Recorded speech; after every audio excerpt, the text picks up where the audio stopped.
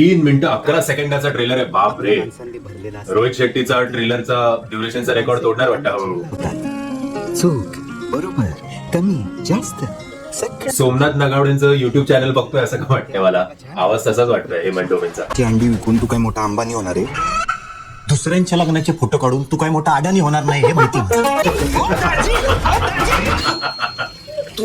काय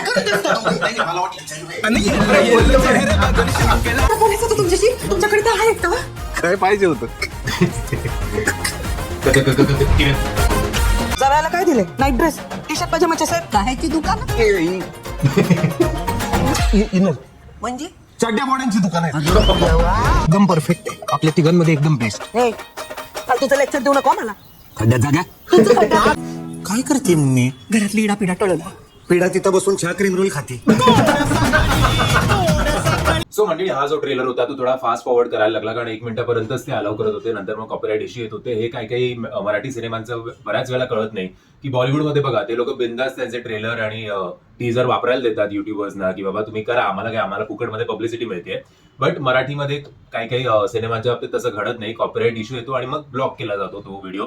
I know की या फिल्म मेकर्सचं म्हणजे हेमंत डोमे आणि यांचं काही कॉन्ट्रीब्युशन नसेल. पॅनोरमा स्टुडिओज आणि टी सिरीज यांचं हे डोकं असावं. असो. सो 3 मिनिटं 11 सेकंडचा ट्रेलर म्हटल्यानंतर मी जर आधी सुरुवातीला घाबरलो होतो की यार नेहमीप्रमाणे हे लोक अख्खा सिनेमा दाखवणाऱ्या ट्रेलरमध्ये आणि मग बोंबलणार की कोण सिनेमा बघायला येत नाही. पण तसं न होता एवढा मोठा ट्रेलर असून सुद्धा स्टार्ट टू एंड मी हा ट्रेलर थ्रू आउट एन्जॉय केलेला आहे आणि मला हा ट्रेलर प्रचंड आवडलाय. अजूनही नक्की बांधलाईन काय आहे, फॅमिलीचा गोंधळ, फॅमिलीमधले इमोशन्स, ही एक रोलर कोस्टर राईड या सिनेमाच्या माध्यमात आपल्याला बघायला मिळणार एवढं कळतंय. आणि कुठलाही विनोद कमरे खाली नव्हता.